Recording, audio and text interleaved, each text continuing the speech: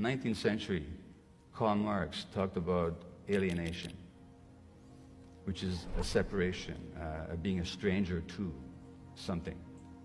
And you're an alien to something. And Marx said there were four alienations in this culture. One is we're alienated from nature. Well, at a conference dedicated to looking at the physical and the natural environment, I don't have to say much to you to show how alienated we are from nature when we're destroying nature itself.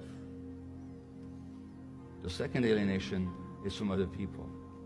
And that means we have less contact, we have less intimacy, we have less trust. We have less of a sense of relationship. And that, of course, as I've shown you, leads to increased propensity to illness, physical and mental. We're alienated from our work. A lot of people no longer do work that has any meaning to them.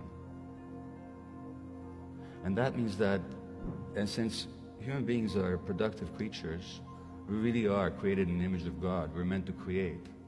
When we do work that's not creative, that doesn't reflect who we are, that imposes depression, anxiety, a sense of meaninglessness.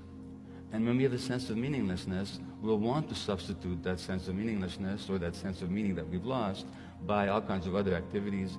And then we get all hung up on how we look, or how people feel about us, what we can obtain, what we can possess, what successes we can achieve. In other words, all the false substitutes which cannot possibly compensate us for the lack of genuine meaning. And of course, what this society does, it sells us a lot of products that substitute for that loss of meaning. In fact, much of the economy is based on a loss of meaning in our culture. Finally, and most importantly, we become alienated from ourselves. Well, let me ask you a question here, and I'm going to ask for a show of hands. How many of you had the following experience? That you had a powerful gut feeling about something, you didn't pay attention to it, and you were sorry afterwards? Please put your hand up if you have. Okay? I think the ayes have it. If I asked you the obverse question, as to how many people have had a powerful gut feeling, you ignored it, and you were glad about it afterwards, how many would not put your hand up? Well, I'm not sure. I'm seeing very few hands here.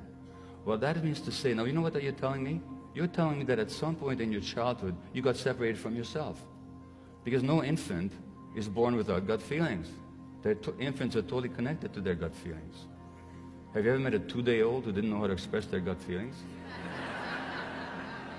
And that means that in this culture, something very powerful happens to alienate you from your true self, because the world couldn't stand who you really were.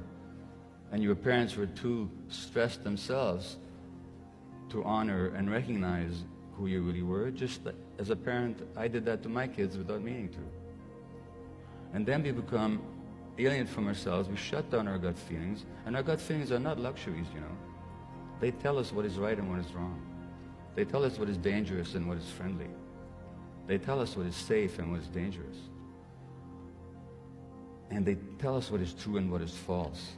So when we're alienated from our gut feelings, we no longer have a sense of reality, no longer a sense of truth.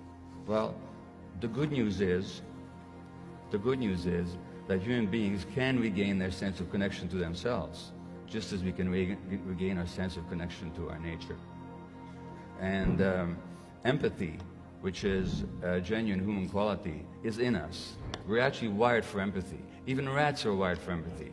When you stress rats in the laboratory by shocking their feet with electricity, they're more stressed watching other rats being shocked than when they're shocked themselves. Their stress hormone levels are higher.